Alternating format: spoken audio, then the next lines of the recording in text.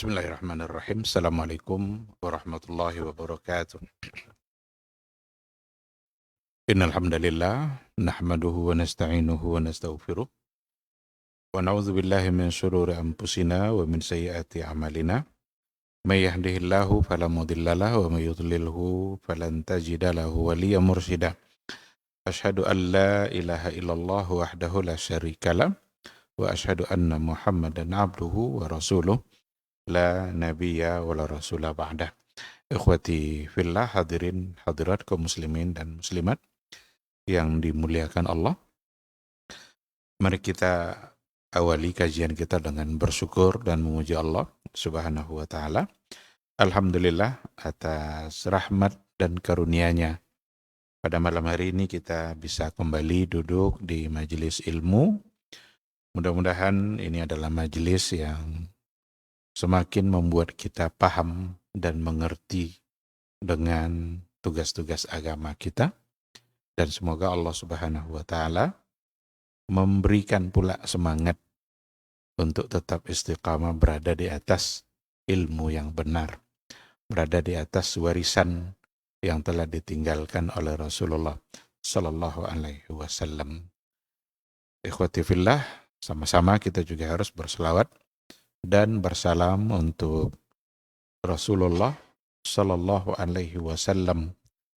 Allahumma salli ala Muhammad wa ala ali Muhammad. Mudah-mudahan kita semua dimudahkan pula untuk berada di atas sunnahnya. Semangat terus untuk mendalami sunnah-sunnah beliau dan jangan pernah melenceng dari jalannya. Karena melenceng dari jalan Rasul berarti berujung pada kesesatan, berujung pada penyimpangan. Nabi mengatakan, taraktukum ala al-mahajjatil bayda, layluha kanahariha, la yazighu anha illa halik. Aku tinggalkan kalian di atas jalan yang sangat terang. Tidak ada sisi gelapnya sama sekali. Siapa yang keluar dari jalan itu, maka dia pasti binasa. Saya yakin semua kita adalah orang-orang yang tidak ingin untuk binasa. Yang kita inginkan justru adalah berbahagia, dan kebahagiaan yang sesungguhnya itu adalah ketika kita selamat di mahsyar, selamat ketika dihisab, dan sampai pada akhirnya kita menginjakkan kaki kita di surganya Allah Subhanahu wa ta'ala. Mudah-mudahan kita semua bisa mendapatkan syafaat dan pertolongan dari beliau yaumal mahsyar, yauma la yanfa'u malun wala banun illa man atallaha biqalbin salim. Ikhwati fillah, ma'asyiral hadirin wal hadirat, rahimani Allah wa iyyakum. Kembali pada malam hari ini kita akan melanjutkan kajian Maqasidus Syariah, yang dalam hal ini adalah Maqasidu Ahkamil Usrah, berkaitan dengan tujuan-tujuan syariat dalam pernikahan atau dalam hukum keluarga, yang salah satunya adalah az-zawaj, pernikahan. Kita masih berada pada al-maqasidul khassah liz-zawaj, tujuan-tujuan khusus untuk pernikahan.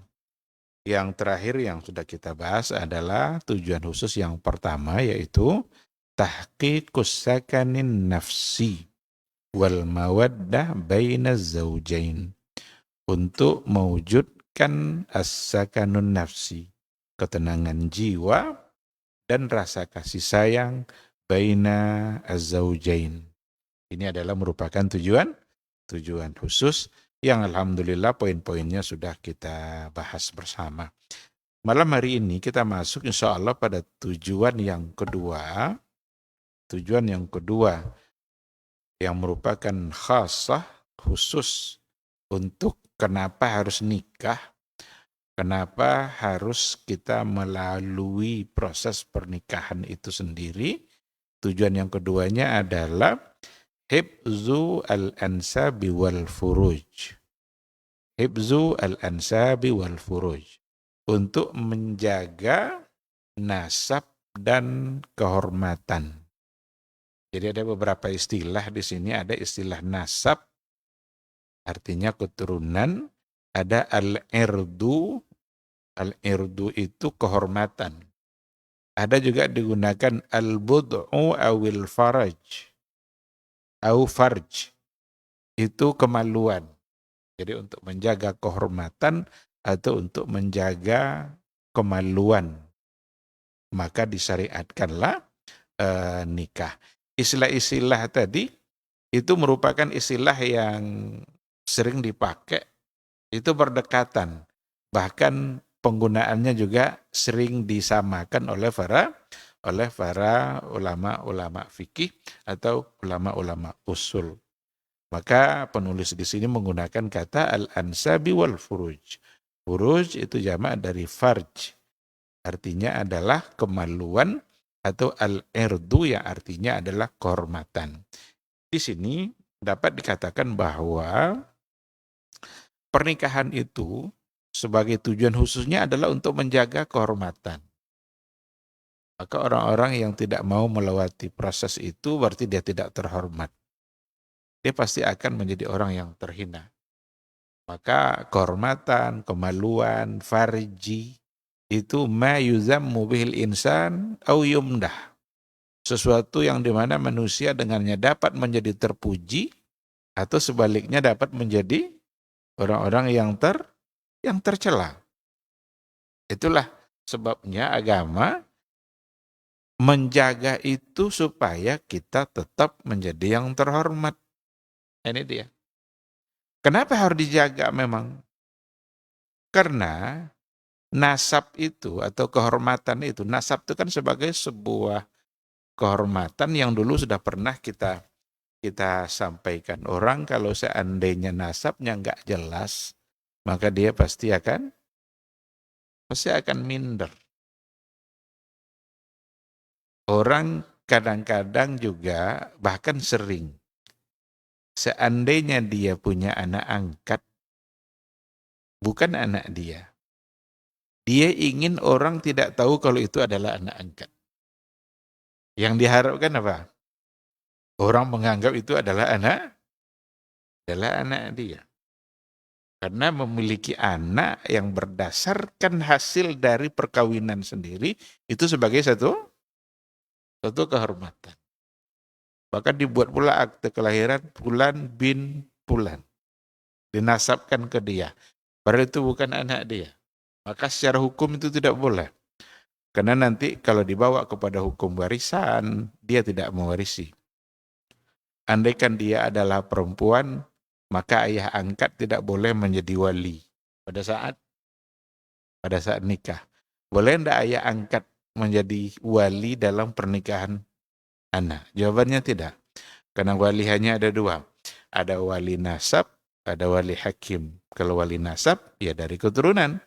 Nasab inilah yang ingin dijaga oleh agama dengan adanya nikah. Ketika dilakukan nikah, lahirlah nanti seorang anak dengan penuh keyakinan bahwa dia adalah anak ayahnya yang memang menikahi ibunya. Al-waladu lil firash. Anak itu dinasabkan atau dinisbatkan kepada pemilik ranjang. Jadi sekarang seorang wanita melahirkan. Siapa suami dari yang melahirkan ini? Itulah yang pemilik ranjang. Maka anak dinasabkan kepada pemilik ranjang. Al-waladu lil firash. Dan itu merupakan satu kehormatan. Inilah sekali lagi yang ingin dijaga. Dan Islam tidak menginginkan adanya keraguan-raguan pada nasab. Karena ada efek negatif nanti kalau seandainya ada keraguan-raguan pada nasab. Apa efek negatif keraguan-raguan pada nasab? Pertama, seandainya seorang ayah ragu dengan yang dilahirkan oleh istrinya ini, apakah benar-benar anak dia? Maka seorang ayah tidak akan sepenuhnya untuk menunaikan kewajiban-kewajibannya terhadap anaknya. Dan seorang ayah akan akan hilang kepercayaannya kepada istrinya. Maka dua hal yang tidak boleh dilakukan yang menjadi terlarang. Itu pertama adalah perbuatan zina, yang kedua adalah qazaf. Zina itu menjadi terlarang karena akan membuat nasab menjadi rancu. Qazaf itu tuduhan. Menuduh seorang perempuan berbuat zina. Itu dalam agama, kalau dia tidak bisa mendatangkan 4 orang saksi, maka dia akan dicambuk 80 kali. Kalau perzinaan itu 100 kali. Jika yang melakukan belum pernah nikah. Lalu berzina dia. Maka dalam syariat Islam itu hukumnya cambuk 100 kali. Tapi kalau menuduh, dituduhnya seseorang, perempuan itu berzina, itu namanya qazaf. Dan qazaf di situ, itu hukumnya dalam fikih adalah 80 kali cambuk. Kenapa begitu besar hukumnya? Cuma beda 20 saja. Yang melakukan perzinaan itu 100. Yang menuduh 80. Karena akibatnya sama. Akan membuat orang menjadi ragu dengan nasab. Nah, seandainya ada syak pada nasab, maka itulah yang akan terjadi. Hilang kepercayaan antara suami istri. Kalau kepercayaan itu sudah hilang dalam rumah tangga, itu tidak ada nyamannya lagi. Itu jugalah sebabnya dalam agama ini, kenapa diminta perempuan itu untuk lebih banyak di rumah. Dan kalau seandainya dia keluar dari rumahnya, mesti izin dari suaminya. Tidak boleh dia keluar tanpa izin suaminya. Dan kalau tidak ada keperluan apapun, sebaiknya tidak keluar. Waqarna fi buyutikunna. Hendaklah kalian menetap di rumah-rumah kalian. Karena itulah benteng dia. Untuk apa gunanya? Supaya tidak memunculkan sesuatu yang menghilangkan kepercayaan. Dan propaganda dunia barat terhadap dunia Islam, itu atas nama hak azazi manusia, ini menjadi satu sisi yang buruk. Dianggap buruk dalam Islam bagi mereka. Kok masa perempuan dikekang begitu? Masa perempuan tidak boleh keluar? Karena kalau anak gadis kita tiba-tiba pulang jam 12 malam, tidak tahu dia dari mana. Kira-kira apa yang ada di pikiran kita? Maka yang akan hilang itu adalah siqah. Fuqdanus siqah. Hilangnya kepercayaan. Kalau sudah hilang kepercayaan, pasti rumah tangga akan hancur. Tidak ada lagi saling percaya antara suami dengan istri. Coba tiba-tiba istri kita pulang jam 12 malam, gimana coba? Dia tidak ada ngomong, tidak bilang-bilang, tiba-tiba nyampe rumah, ketok pintu, oh ternyata dia pulang. Apakah disambut dengan senyum? Pasti akan ada sesuatu yang muncul di pikiran kita. Dari mana? Untuk apa? Bersama siapa? Nah, kalau semakin sering seperti itu, maka semakin hilanglah kepercayaan tadi. Dan itulah yang akan merusak rumah tangga. Akhirnya nanti, kalau seandainya sering seperti itu, lalu lahir anak. Jangan-jangan muncul kecurigaan, ini anak siapa sebenarnya? Apakah anak dia atau tidak? Jika lahir lalu ada keraguan, mungkin dia tidak punya bukti, cuma ada keraguan, maka dia tidak sepenuhnya akan memberikan kewajiban-kewajibannya. Soal nafkahnya, soal pendidikannya. Dia tidak yakin, atau setidaknya dia ragu, ini benar tidak ini? Walaupun dia tidak bisa memberikan bukti, tapi adanya keraguan seperti itu pasti secara fitrah. Dia tidak akan lagi melaksanakan apa yang seharusnya. Atau jika pun dilaksanakan, mungkin hanya asal-asalan saja. Inilah akan akibat buruk yang akan ditimbulkan oleh keraguan pada nasab. Maka jangan sekali-kali menuduh. Itu besar hukumannya. Walladzina yarmunal muhsanat walam ya'tu bi arba'ati syuhada fajliduhum samanina jaldah. Orang-orang yang menuduh perempuan-perempuan mukminah itu berbuat zina dan dia tidak bisa mendatangkan 4 saksi. Andaikan dia bisa mendatangkan 3 saksi, belum cukup. Dia bisa mendatangkan saksi 1, saksi 2, saksi 3. Karena saksi itu, kapan seseorang disebut saksi? Kalau dia melihat. Jika saksi itu tidak melihat, maka berarti tidak diterima. Sekarang yang pertama melihat. Yang kedua melihat. Yang ketiga masih sempat melihat. Yang keempat sudah selesai kerjanya. Berarti dia tidak melihat. Berarti saksi yang keempat tidak diterima. Karena mesti 4. Nah, begitu pula lah agama ini untuk menjaga supaya kita tidak bermudah-mudah di dalam menuduh. Itu bukti dari tingginya nilai dan kehormatan umat Islam yang diberikan oleh Allah Subhanahu wa taala. Tapi jika dia berhasil mendatangkan, berarti dia memang dituduh dia adalah pelaku zina. Bahkan kalau seandainya suaminya sendiri yang menuduh, itu nanti bisa masuk pada bab li'an.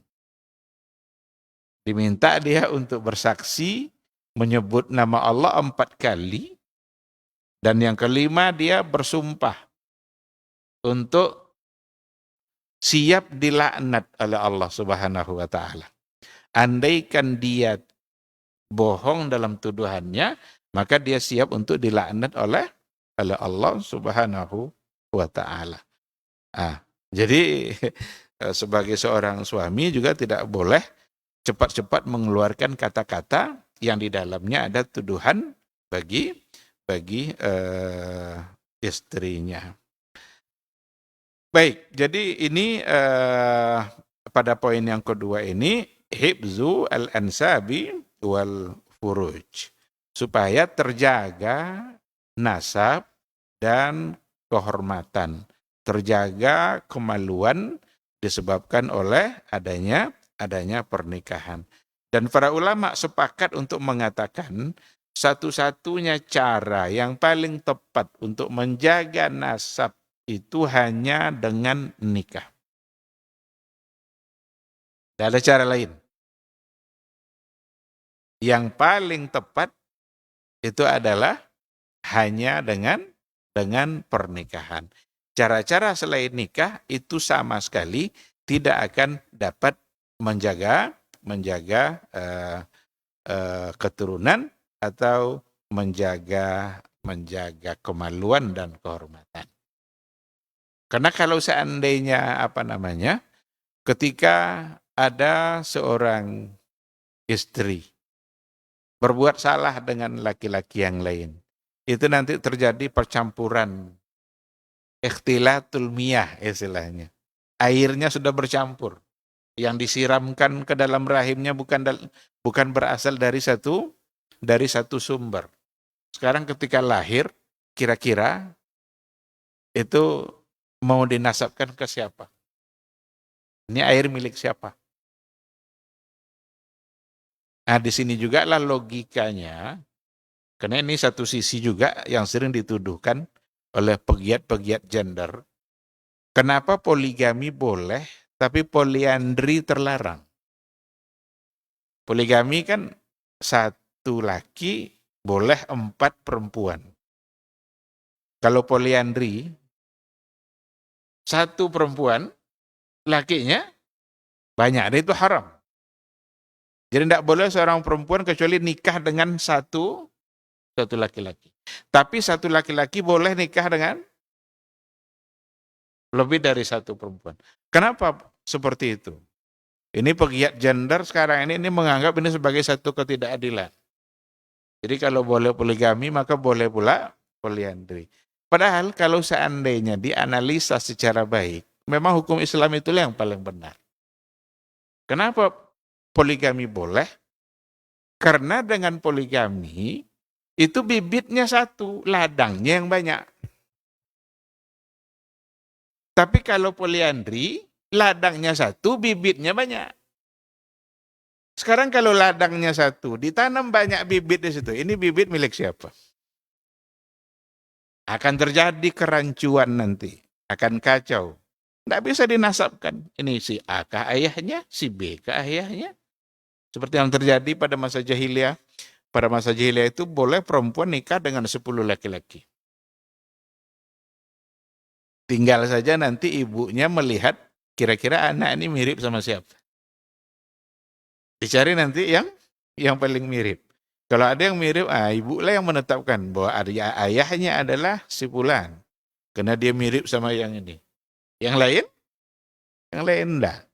Tapi datanglah syariat Islam, menghapus itu semua, tidak dibolehkan. Yang boleh hanya laki-laki boleh nikah lebih dari satu. Karena perempuan itu ibarat ladang, laki-laki itu bibitnya. Ketika pemilik bibit menanam bibitnya di 3 atau 4 lahan, apakah akan berubah nanti nisbatnya, nasabnya? Nah, tetap saja. Tapi kalau satu ladang yang ditanam padanya 4 bibit, gimana coba? Nanti lahirlah anaknya. Siapa yang akan berhak untuk mendapat nisbat anak ini? Bin Fulan kah? Bin Fulan, bin Fulan. Karena ada 4 yang punya. Ini ya, logikanya kenapa agama mengatur hukum seperti itu selain daripada hukum-hukum yang lain. Kalau nggak salah ada pembahasan, entah sudah kita bahas entah belum. Ada ta'addud az-zaujat. Apa hikmah dari bolehnya nikah lebih dari satu. Baik, ikhwati fillah, ketika memang nasab itu dan kehormatan harus terpelihara, maka agama memberi cara. Apa wasailnya? Apa caranya oleh agama supaya nasab tetap terpelihara? Yang pertama sekali, awalan qada'u al-watari bizzawaj. Agama sudah menetapkan bahwa syahwat itu mesti disalurkan melalui pernikahan. Yang pertama sekali. Wasail hibzil ansab. Mestilah hanya dengan az-zawaj. Karena dengan adanya zawaj, dengan adanya pernikahan, ketika ada 2 orang yang saling mencintai, tidak akan pernah sempurna cinta dia berdua, kecuali dengan nikah secara syar'i. Maka zawaj itu menyempurnakan fitrah cinta yang ada pada 2 orang. Dia saling menyukai. Terus bagaimana dia bisa menyalurkannya? Secara halal. Inilah yang diatur oleh agama. Dan caranya adalah dengan az-zawaj. Datanglah hadis-hadis Nabi yang memberikan penjelasan tentang itu. Di antaranya apa kata Rasulullah Shallallahu Alaihi Wasallam dalam sebuah riwayat dari Ibnu Majah dalam sunannya, lam yura lil mutahabbaini mislun nikah. Tidak akan pernah dilihat bagaimana cara untuk memberikan solusi bagi 2 orang yang saling mencintai. Lil mutahabbaini mislun nikah. Tidak ada solusi yang paling tepat lebih dari nikah. Nikah inilah caranya. Artinya adalah obat yang bisa mengobati kerinduan atau cinta di antara dua orang yang saling mencintai, itu adalah nikah. Tidak ada solusi selain itu. Untuk mempertahankan kasih sayang.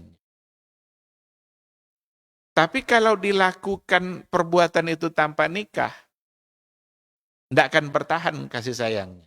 Bahkan itu dasarnya hanya nafsu. Hanya syahwat saja. Karena tujuannya hanya untuk melampiaskan syahwatnya saja. Kalau apa yang sudah disalurkan sudah selesai, hilang pula rasa cintanya. Mungkin dia akan mencari lagi yang baru. Yang lama ditinggalkan. Tapi dengan adanya pernikahan, azawaj, maka diatur oleh agama hak-hak dan kewajibannya. Nah, inilah yang sempurna yang ada dalam Islam itu. Apa hak suami, apa hak istri, semua ada. Kalau dia sudah menikah, sudah dinyatakan sah pernikahannya, berarti sudah ada hak dan sudah ada kewajiban. Lam yura lil mutahabbaini mithlun nikah. Tidak ada. Tidak ada lagi cara yang paling tepat bagi dua orang yang saling mencintai. Yang paling tepat cara menyalurkannya adalah dengan cara menikah. Ada dalam hadis yang lain, ya ma'syar syabab, man istata'a minkumul ba'a falyatazawwaj. Wahai golongan pemuda. Nabi sekarang memanggil para pemuda, ma'syar syabab, siapa yang sanggup di antara kalian untuk menikah, falyatazawwaj. Maka hendaklah dia menikah. Jadi kalau sudah ada hasrat, sudah ada keinginan dan dia sudah sanggup untuk menikah, sanggup di sini ya sanggup dari berbagai sisi, sanggup dari sisi fisik untuk melaksanakan tugas-tugas pernikahan itu sendiri, sanggup dari sisi harta di mana dia punya kewajiban untuk memberikan nafkah, falyatazawwaj, maka hendaklah dia menikah. Fa innahu aghaddu lil basari wa ahsanu lil farji. Karena dengan menikah itu bisa menjaga pandangan dan juga bisa memelihara farji. Nah, ini sama dengan yang tadi itu, kemaluan. Jadi menjaga pandangan dan menjaga kemaluannya. Kenapa nikah bisa menjaga itu? Ya karena dia sudah punya yang halal. Kalau seandainya orang beriman, takut kepada Allah, dia mesti taat kepada nabinya. Mana yang dilarang dia mesti tinggalkan.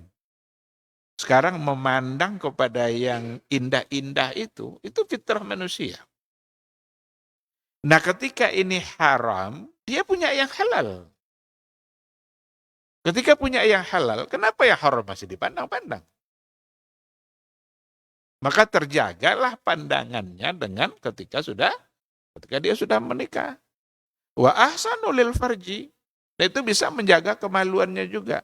Karena kalau pandangan terus tidak dipindahkan, tidak dialihkan, itu nanti akan bisa berpindah kepada tindakan yang lebih jauh. Tidak lagi hanya sekadar memandang, tapi berbuat hal yang salah. Sekarang dia punya cara untuk melakukan yang halal. Maka terpelihara pula lah kemaluan dan kehormatannya. Maka dalam hadis yang lain Nabi mengatakan, idza ra'aitumul hasna'a fit tariq, kalau kalian melihat perempuan cantik di jalan di luar lalu terdorong syahwat karena memandang itu, Nabi suruh pulang. Temui istri. Fa innal bud'a wahid. Karena bud'a itu, karena kehormatan dan kemaluan itu wahid. Sama aja, yang ada di jalan, ada di rumah. Maka Nabi menyuruh untuk pulang. Coba kalau dia tidak punya istri, mau pulang kemana? Nah sehingga dengan menikah, Nabi mengatakan, ahsanu lil farji. Itu adalah dapat menjaga kemaluan dan kehormatan. Kemudian Nabi mengatakan, wa man lam yastati' fa alaihi bisawm. Tapi kalau belum sanggup dia untuk menikah, fa alaihi bisawmi, hendaklah dia berpuasa. Fa innahu lahu wija. Karena amalan puasa itu bisa menjadi penawar, bisa menjadi benteng. Orang kalau berpuasa dia biasanya lebih takut kepada Allah daripada di luar puasa.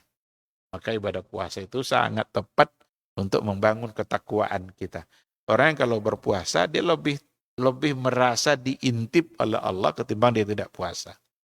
Coba kalau kita sendiri haus, ada air di depan, tidak ada siapa-siapa. Tapi kita sedang berpuasa. Minumkah kita? Tidak. Kenapa kita tidak minum? Karena kita sedang berpuasa. Dan kita yakin dengan minum puasa kita akan menjadi batal. Berarti kita sadar Allah sedang memandang kita.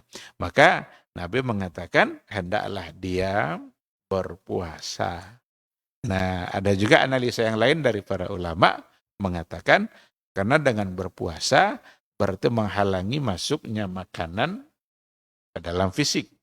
Dan biasanya syahwat itu timbul disebabkan oleh makanan-makanan yang memang bergizi dan bisa mendorong datangnya syahwat. Ketika banyak berpuasa, berarti itu terhenti untuk sejenak.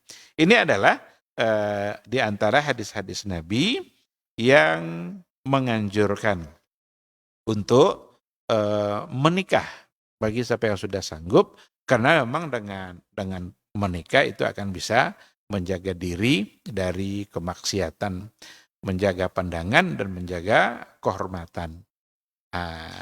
Ini pada poin yang pertama, supaya tetap terjaga nasab dan kehormatan, maka agama menganjurkan untuk menikah.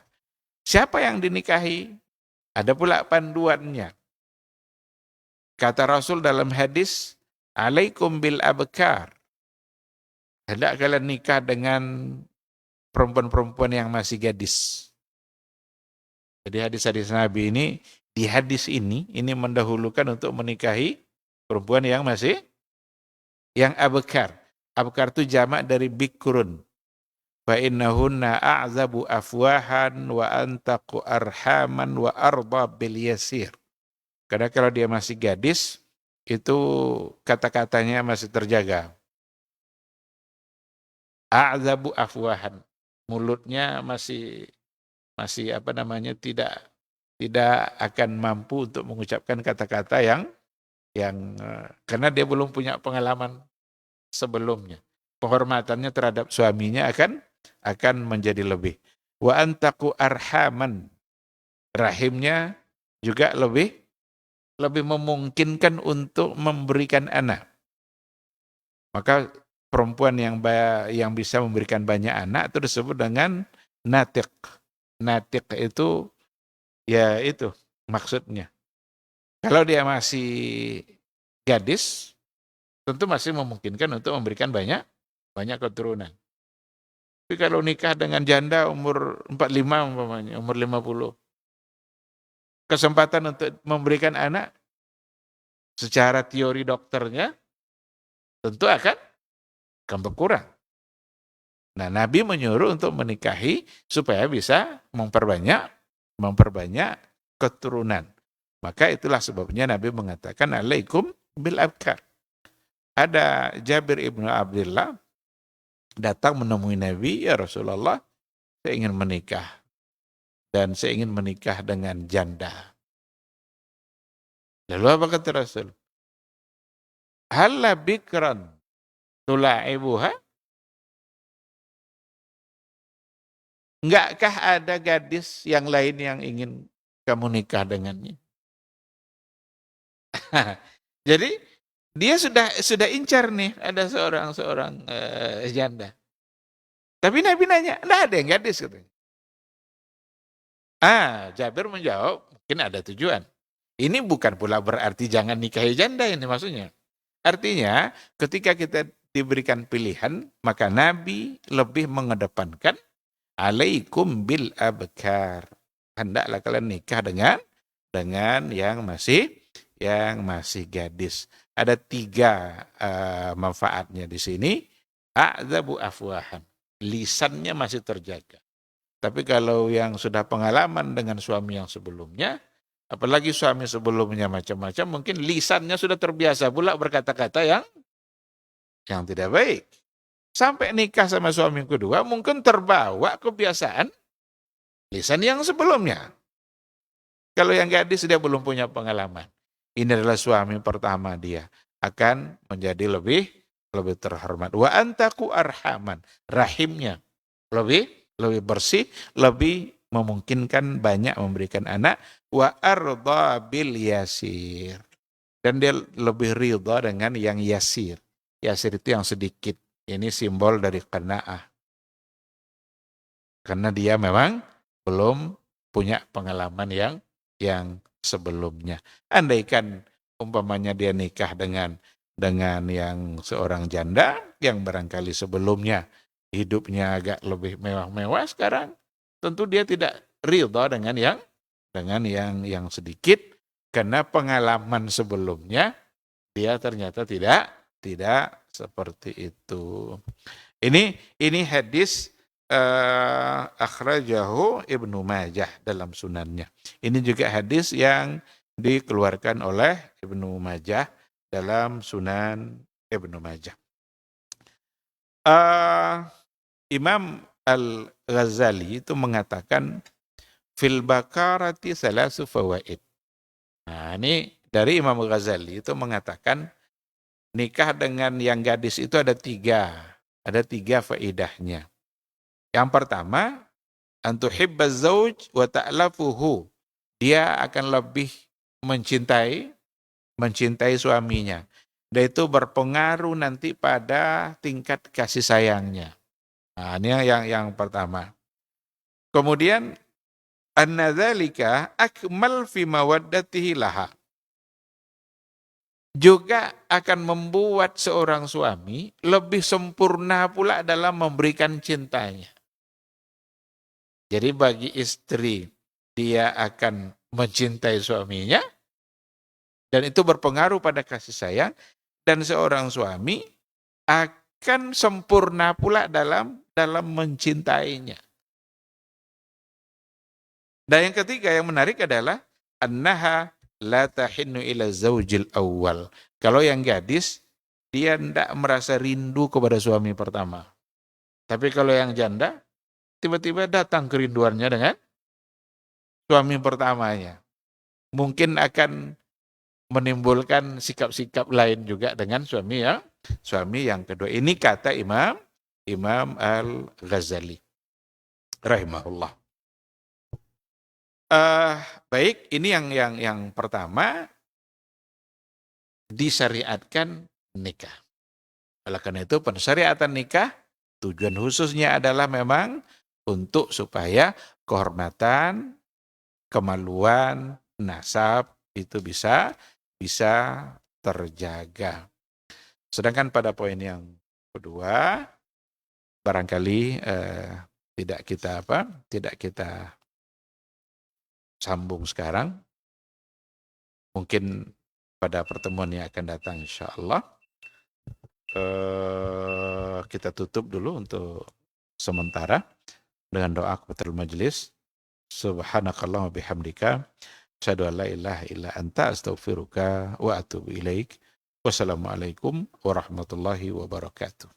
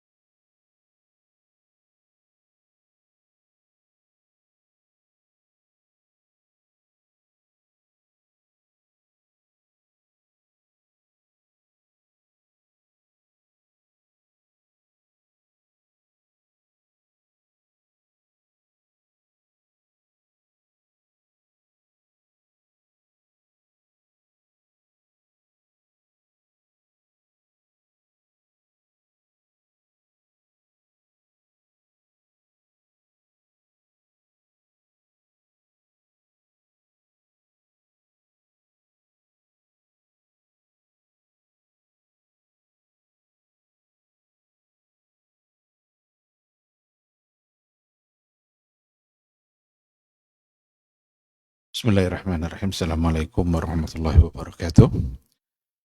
Alhamdulillahirabbil alamin wal aqibatu lil muttaqin wala udwana illa 'alal zalimin. Asyhadu an la ilaha illallah wahdahu la syarikalah wa asyhadu anna Muhammadan abduhu wa rasuluh la nabiyya ba'dah. Ikhwati fillah, hadirin hadirat kaum muslimin dan muslimat yang dimuliakan Allah. Yang kita sampaikan tadi itu adalah poin pertama dari wasail, sarana bagaimana Islam itu menetapkan atau mengatur supaya nasab, kehormatan, dan kemaluan itu terjaga.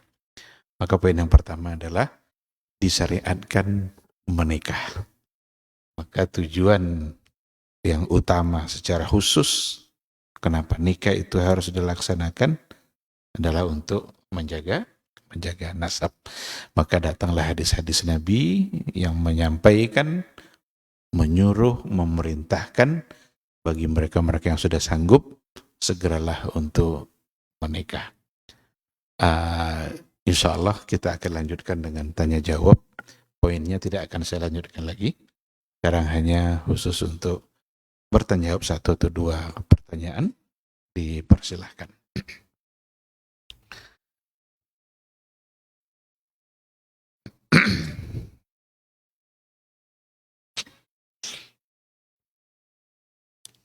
Ada?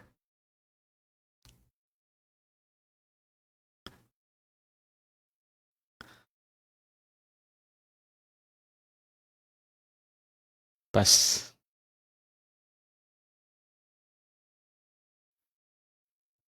Karena kalau ditambah lagi nanti poinnya, itu tidak ada waktu lagi untuk bertanya jawab. Maka saya langsung saja, jika ada.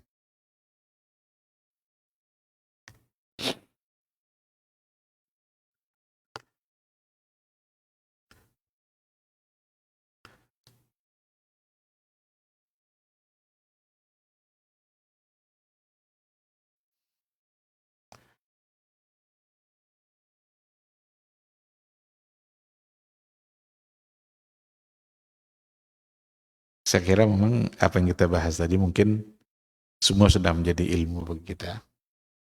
Kemarin pertanyaannya ada yang takut-takut bertanya, apalagi tentang poligami. Tapi yang jelas kita memang harus tunduk kepada hukum Allah. Andaikan kita belum melaksanakan, jangan hukum yang dirubah.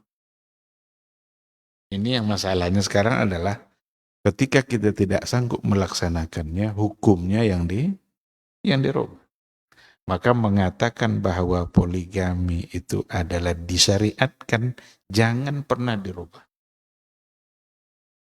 Ini sudah tidak sanggup lagi ingin pula mengatakan bahwa poligami menjadi terlarang. Karena itu yang diinginkan oleh musuh-musuh Islam. Andaikan kita belum mampu meninggalkan rokok, jangan rokok dihalalkan. Biarlah dia tetap hukumnya adalah terlarang. Cuma kita belum, atau ada orang yang belum sanggup. Ini enggak, karena dia enggak bisa meninggalkan, tapi hukum rokoknya yang dia rubah. Saya enggak setuju itu haram katanya. Nah, padahal sudah banyak fatwanya dari para ulama, baik dari luar negeri maupun dari Indonesia sendiri, MUI itu sudah mengeluarkan fatwa. Maka apa yang diatur oleh agama itu pula yang memang harus kita taati. Ketika nikah harus ada saksi, udah harus ada wali, cukup, mesti diadakan wali, karena dialah yang berhak untuk menikahkan. Jangan ketika ada nanti kecenderungan untuk menikah tapi dia tidak punya wali, maka diakal-akalilah nanti untuk menjadikan wali. Ada yang seperti itu. Umpamanya ketika wali aslinya, wali atau ayahnya atau pamannya tidak setuju, bawa lari kemana-mana. Lalu kemudian nanti sampai di sana dicarikan walinya. Itu tentu saja merupakan sesuatu yang tidak benar. Karena yang sudah ditetapkan oleh Allah, pastilah itu yang terbaik. Tidak ada hukum yang terbaik kecuali yang sudah ditetapkan oleh Allah Subhanahu wa taala. Maka salah satunya ada pada hukum pernikahan. Ada pada hukum zawaj. Ketika dibolehkan nikah lebih dari satu, hanya untuk laki-laki. Tapi untuk perempuan terlarang hukumnya. Haram. Itu namanya poliandri.